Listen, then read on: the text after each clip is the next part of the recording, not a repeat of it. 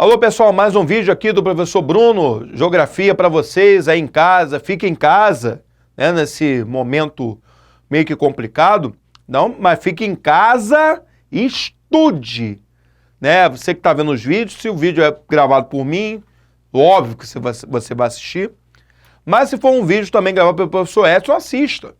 Ah, professor, mas eu não tenho aula com ele, assiste.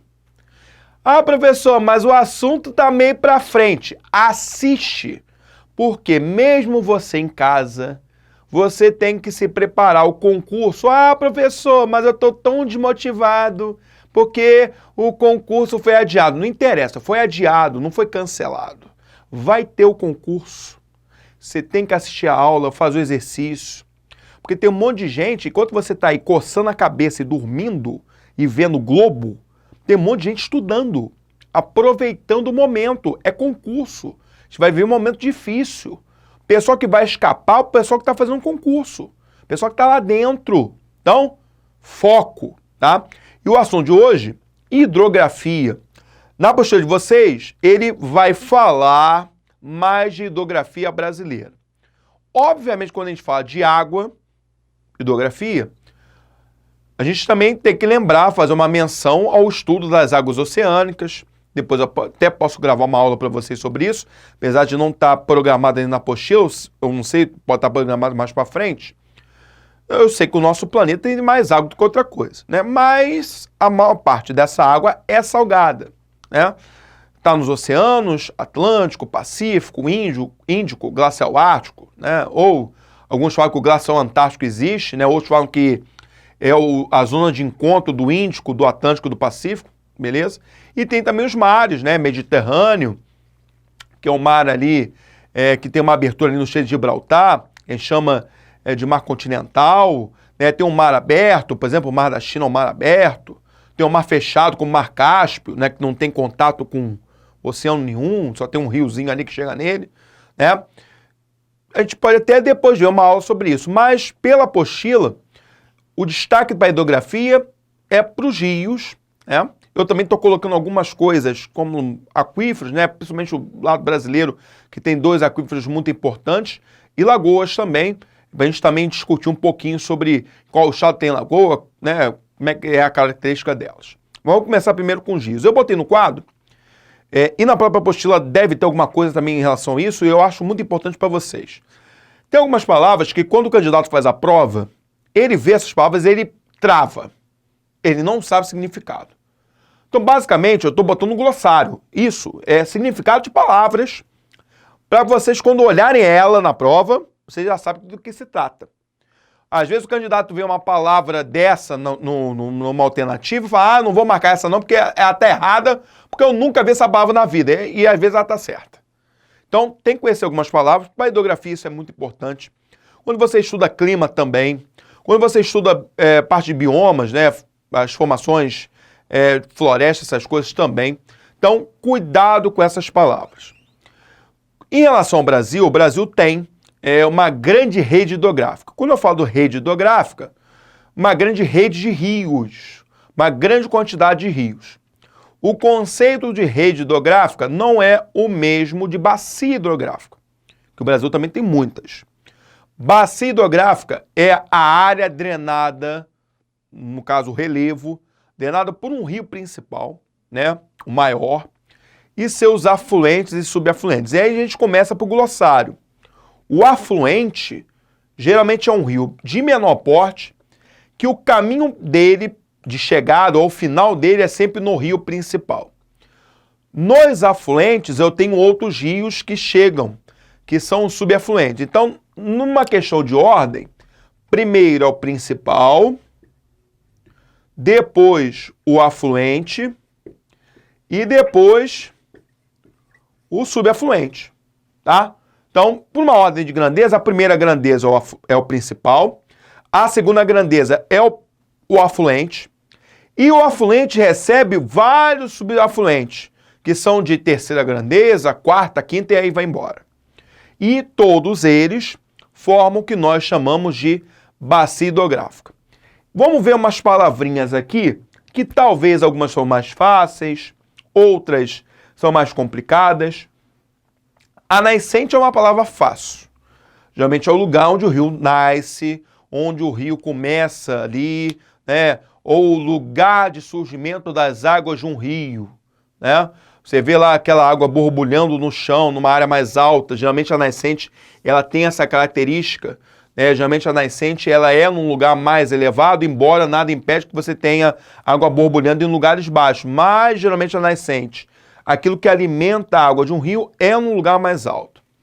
Outra palavra é o leito. Leito é o lugar onde o rio corre. Vamos dizer assim, aonde a água do rio está encaixada, todo aquele caminho que ele está fazendo, né? Isso na questão do terreno mesmo, é o que a gente chama de leito. A margem é o lugar ao lado. Então você pode estar à margem direita, à margem esquerda. Aquelas áreas ao lado do rio são as áreas às margens daquele rio. O talveg, quando você pega, por exemplo, um rio, tá aqui o rio. O talveg é a parte do meio, é essa parte daqui. Geralmente essa parte que a gente chama de talveg, que é essa parte do meio, é a parte mais baixa daquele rio, onde a gente vai encontrar, inclusive, a maior profundidade dele. Curso é o caminho que o rio vai fazer, muito parecido com o leito, mas leito dá a impressão de ser algo do terreno mesmo, né? Onde o rio vai percorrer ali, e o curso é, vamos dizer assim, o trajeto dele. O meandro são as curvas que o rio tem, né? Geralmente rio de planície, que é aquele rio de águas mais lentas, ele faz uma série de curvas para um lado e para o outro. Aquelas curvas que você de vez em quando vê são meandros. Pode ter também o que a gente chama de meandro abandonado, quando uma curva, o rio ele vai mudar de percurso por algum dado motivo, isso pode acontecer, e aquela curva ela fica meio que isolada, né? Pode formar uma lagoazinha do lado do rio. Aquilo ali pode ter sido a área onde o rio passava, numa curvatura, e aquilo ali ficou meio isolado. A gente chama aquilo ali de meandro abandonado. O afluente eu já falei, perene. Quando você fala que um rio é perene, é porque o rio sempre vai ter água correndo nele. Ele não vai secar. Diferente é o rio intermitente. Aí o rio intermitente, ele basicamente só vai ter água num período de chuvas mais constante. Se não tiver chuva, você só vai ver o leito dele, mas não vai ver água nenhuma. Na região Nordeste, lá no sertão, é muito comum você ter rios intermitentes. Só que no mesmo sertão passa um perene muito importante, que é o Rio São Francisco, tá? O efêmero, ele vai ter só água quando tiver uma chuva muito forte. Ele é um rio de características até mais extremas, mais assim, um pouco mais diferente do intermitente. Ele só tem água quando chove muito. Se chover fininho, não vai ter água nele, não vai correr água nele. Então ele tem que ter vamos dizer assim, uma ocorrência de uma chuva muito forte. A jusante é a área do rio perto da foz. Então qualquer área perto da foz nós chamamos de jusante. A montante é o contrário. É a área mais próxima da nascente. Então jusante, área mais próxima à foz, e a montante, área mais próxima à nascente. Falando em foz, 3 tipos. A foz em delta, onde o rio vai saindo e ele vai se dividindo em vários caminhos para chegar num determinado lugar. E vai formando vários canaizinhos. A gente chama isso de foz em delta, porque quando você olha de cima, parece a letra grega delta, aquele triângulo. A foz em estuário, que é mais comum, é quando o rio ele sai num único canal, tá? Quando ele não se divide numa foz em delta, em vários canaizinhos, quando ele abre na foz em um único canal, a foz em estuário. Mais rara ainda é a foz mista, porque ela é uma foz em estuário, principalmente, mas ela tem ao lado do estuário alguns canais menores.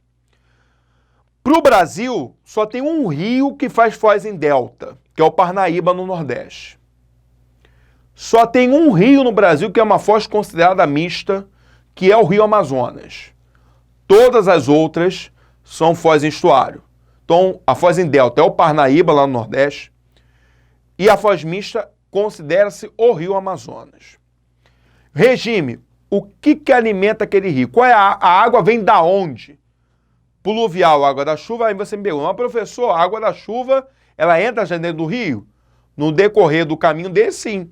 Mas lá na nascente, a água vem da chuva, ela infiltra no solo, ela vai alimentar o que nós chamamos de lençol freático, e se o lençol freático ficar muito cheio, ele vai saturar, vai romper o solo e vai começar a jogar água para a superfície. E ali se forma uma nascente, mas indiretamente é a água da chuva que infiltrou, foi se acumulando no lençol freático e deu origem a uma nascente. O regime misto, ele tem unival, que é neve. Então o rio vem de uma grande altitude, tem lá uma montanha lá, derretendo neve, então o regime é nival. Se o rio tiver os dois, o da neve e o da chuva, ele é considerado misto. O Rio Amazonas é regime misto. O início dele é nival. Só que depois de um certo caminho, ele vai ter também colaboração da água da chuva. Então ele é um rio de regime misto, tá? E na drenagem, que é talvez o que o pessoal mais bugue quando vê essas palavras difíceis, endorreica, exorreica, arreica, criptorreica. A endorreica é quando o rio, em vez de ir para o mar, para o oceano, ele vai para dentro do continente. Endo é dentro. Então o caminho dele é para dentro. Exorreica, que é o mais comum, aí ela vai para fora. Exo é para fora. Aí você vai para o mar, para o oceano. O rio está indo para o oceano, para o mar. A maior parte dos rios do Brasil, ou praticamente todos, são de exorreica. Tem um que é polêmico, que é o Rio Tietê. Polêmico porque ele é sujo pra caramba, mas o pessoal vê o caminho dele pro interior. Se você pega o mapa do Rio Tietê, pode pegar na internet aí, ele vai em direção ao interior, ele não vai pro mar.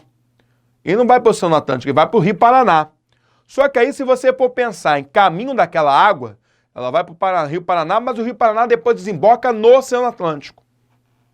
Então o pessoal fica com dúvida se considera exorreica, que eu já vi muita gente considerar ele como rio de drenagem exorreica, mas tem gente que fala que o trajeto dele, mesmo que ele vá para o Rio Paraná e o Rio Paraná depois vá para o Estuário da Prata, que desemboca no Oceano Atlântico, lá entre Argentina e Uruguai, eles falam que pelo trajeto seria endorreico. É uma dúvida que existe em relação ao Rio Tietê. Eu, particularmente, vejo mais a galera falar pela drenagem brasileira ser todas de rios de drenagem exorreica. A reica é típico de rios em áreas áridas.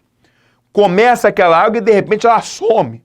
Parece que um ET apareceu ali, uma nave espacial abduziu aquela água. Na verdade, não é nada disso.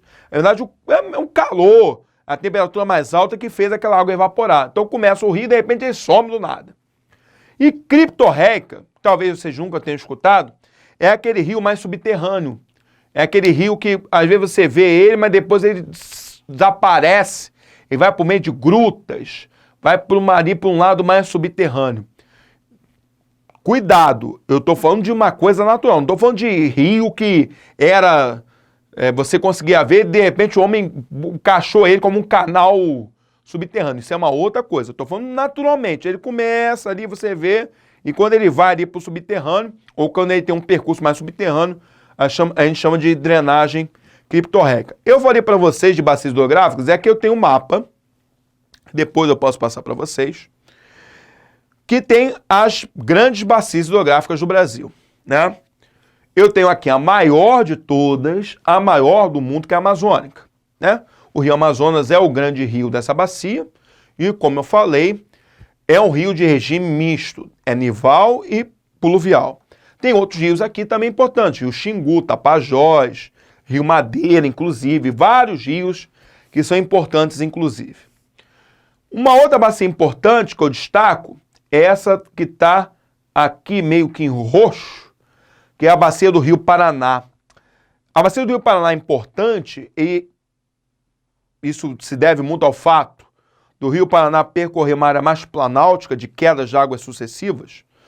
Ele é um rio muito utilizado para a produção de energia elétrica. A maior usina hidrelétrica do Brasil está aqui no Rio Paraná, que é a usina de Itaipu.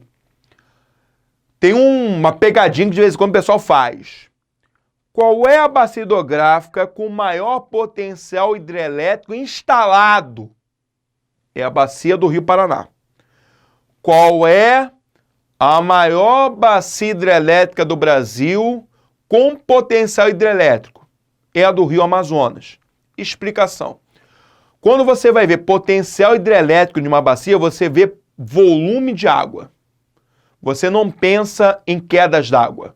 Você vê total do volume dela.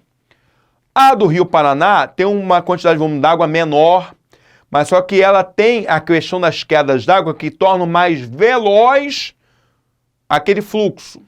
E por isso que ela tem um maior potencial hidrelétrico instalado, mas não é o maior do país. É a do Rio Amazonas. Professor, mas eu ouvi falar que aqui se construiu várias usinas hidrelétricas. Sim. Algumas muito polêmicas. Umas que não serviram para nada. Agora nós temos aqui a usina de Belo Monte, que foi uma polêmica do caramba, porque você constrói uma usina hidrelétrica numa área de planície, o custo da obra foi elevadíssimo, você sabe que a obra no Brasil custa 3 vezes mais, e você alagou áreas do entorno, várias áreas de floresta, comunidades indígenas tiveram que sair, foi um negócio complicado. Mas o potencial hidrelétrico dela hoje coloca a usina de Belo Monte, mesmo não tendo a sua capacidade ainda totalmente sendo utilizada, como a segunda maior do país em produção de energia, só atrás de Itaipu e à frente da de Tucuruí, que era a segunda antigamente. Então, tem gente que afirma que tem que construir, mas o impacto ambiental da construção de uma hidrelétrica num rio de planície é muito grande e é uma obra mais custosa, porque você tem que fazer uma represa muito maior. Aquele lago que você faz represando aquela água é um lago muito mais profundo. Você tem que aumentar a profundidade da cara daquele rio. Então, é uma obra de um impacto muito forte. Você gasta muito dinheiro. E eu tenho outras bacias, mesmo que menores, mas que também são importantes. Essa daqui, meio que em rosa, é a do Rio São Francisco, que o pessoal acha que é a solução para a seca no Nordeste. Tanto é que se desviou parte do curso dele. Mas a pergunta que eu faço, será que essa água que está desviando aqui do São Francisco vai para quem mais precisa? Historicamente, projetos para levar água para o sertão do Nordeste já tivemos vários. Açudes, por exemplo, na época do Departamento Nacional de Obras contra a Seca, governo Getúlio Vargas. Só que vai fazer açude dentro de grande fazenda. Então, o que aconteceu? O cara tinha água, ele trocava a água muitas das vezes por voto. Na história vocês aprendem, voto de cabresto, currais eleitorais, coronelismo, ali no Nordeste, como no Brasil todo tem isso aí. Então, aqui o cara trocava voto por água. Então, fazer açude dentro de grande fazenda não adiantava nada. E os canais que saem do São Francisco, invariavelmente, eles passam dentro dessas grandes propriedades. E muitas das vezes, esses canais, se você for pegar algumas imagens dele, já tem desvio dele, para impedir que a água chegue a quem mais está precisando. Então é algo perigoso. O problema do Nordeste não é o Rio São Francisco é um rio importante, está sendo muito castigado, inclusive. A vazão dele tem diminuído ano após ano. E o problema maior é saber se essa água vai para quem mais está precisando. Então você pode estar diminuindo mais a vazão dele e a resolução do problema não vai sair. Outra bacia importante, essa daqui, que é a do Tocantins Araguaia, são basicamente 2 rios, Você consegue a bacia do Tocantins, mas tem o rio Araguaia também. O rio Tocantins tem potencial hidrelétrico, o rio Araguaia tem uma parte dele navegável, a maior ilha fluvial do mundo está no rio Araguaia, que é a ilha de Bananal, tá? Outra bacia também que o pessoal não comenta tanto é a bacia do Rio Uruguai, que é essa aqui, mais aqui embaixo, que é um rio que parte dele é utilizado para navegação, tem uma parte também importante, encachoeirada dele, que tem utilização para a produção de energia elétrica. É uma bacia fronteiriça, que divide aqui, tem o Uruguai, por isso que é a bacia do Uruguai, o Rio Uruguai é um dos rios que, junto com o Paraná e Paraguai, forma o que a gente chama de bacia platina, Bacia Platina, ou bacia do Rio da Prata. Tanto o Rio Uruguai como o Paraná e o Rio Paraguai, que é essa bacia daqui, elas formam a bacia do Rio da Prata, elas saem do território brasileiro. E falando da bacia do Rio Paraguai, que é essa em amarelinho, aqui a gente tem um Pantanal, né? Um dos responsáveis pelo alagamento que gera essa planície aqui do Pantanal, essa planície fluvial, é o Rio Paraguai, tá? Que é um rio também muito utilizado para navegação, já que a gente tem uma grande área de produção agrícola aqui, a gente pode ter aqui uma boa rota de escoamento de produção agrícola, a hidrovia do Paraná-Paraguai, então isso é interessante também.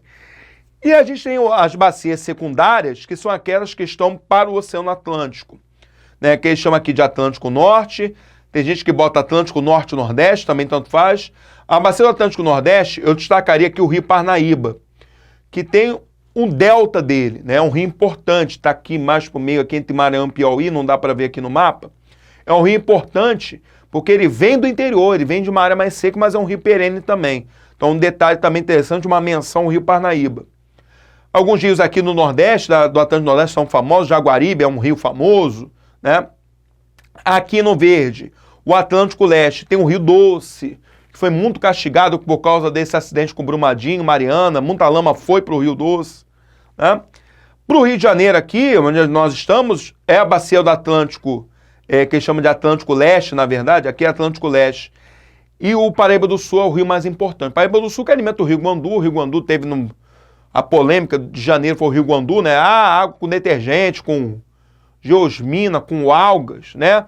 E o Paraíba do Sul, que vem de São Paulo e vem aqui para o Rio de Janeiro, é quem, boa parte das suas águas, alimenta o Rio Guandu. Agora sim, aqui tem o Atlântico Sudeste, mais para baixo aqui, né? O que seria Atlântico Sudeste Sul, né? Que você teria uma parte da região sul, Rio Paranapanema também.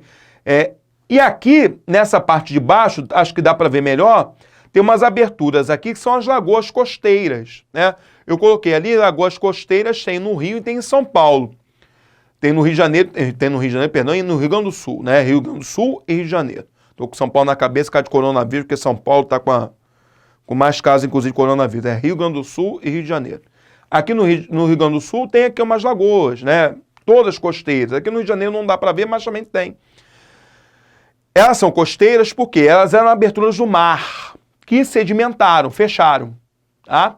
Então você tem, são os dois únicos estados com lagoas, são lagoas costeiras. A gente não tem lagoa tectônica, como a gente tem em outros lugares, a gente tem lagoa costeira. No Rio de Janeiro, uma porrada delas está suja, né? Pega aqui as lagoas, você vai no Recreio, na praia, tomar um bronze. Antes de você chegar na praia, você passa por uma lagoa, você acha aquilo ali um valão. Mas aquilo ali não é valão, aquilo ali é uma lagoa. De vez em quando aparecem uns bichos simpáticos ali, uns jacarés ali, querem tomar sol, querem dar uma bocada em alguma coisa. Ali é uma lagoa. A ocupação humana pressionou tanto aquelas lagoas ali, Jacarepaguá, do Recreio, Marapendi, um monte delas, que hoje elas só servem para receber esgoto daqueles prédios maravilhosos, luxuosos, aqueles condomínios de luxo ali. Se você for ver aquelas lagoas, tem sempre uma manilhazinha que sai aquela água podre ali dentro daquelas lagoas, inclusive, tá?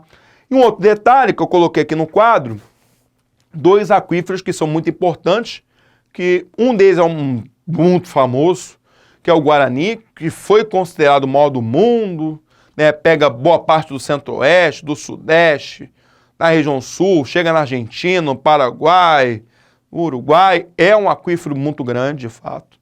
Mas descobriram, lá na região norte, na Amazônia, um aquífero com maior volume de água do que o Guarani.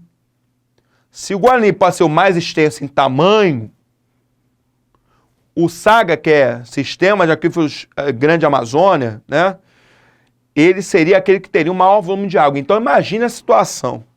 Você já tem a bacia amazônica, que é a maior do mundo, e você tem também, no mesmo lugar, o maior aquífero do mundo em volume de água, que é o Saga, né? Ou o Alter do Chão, tem livros que falam, é o aquífero Alter do Chão, ou Saga, né? Então o Brasil está privilegiado. Tem tanto rio, tem tanto aquífero, mas o brasileiro é complicado, ele joga tudo fora. A poluição de vários rios aqui, ela é crescente.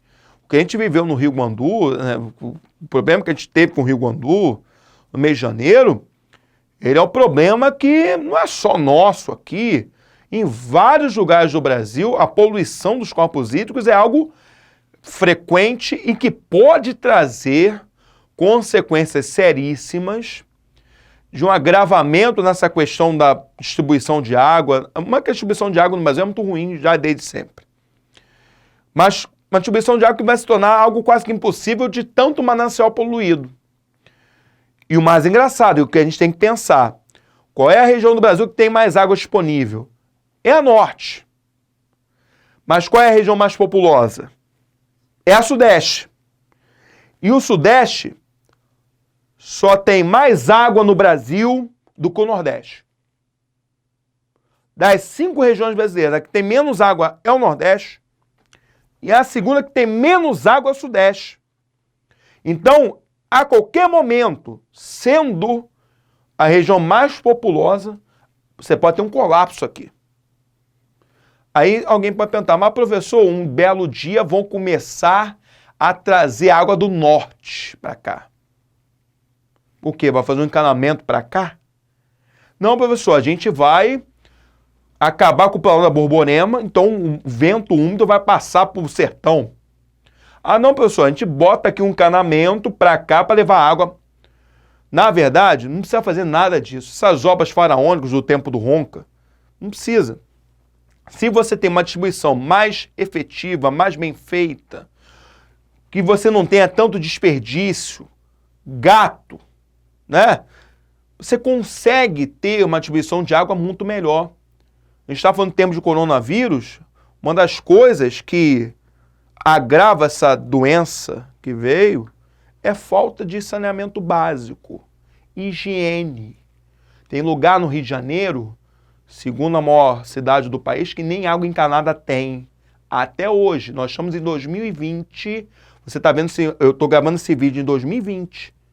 Se você ver esse vídeo em 2040, que eu vou estar com uns 51 anos, talvez você fale assim, o professor falou isso em 2020, nós continuamos a não ter saneamento na cidade do Rio.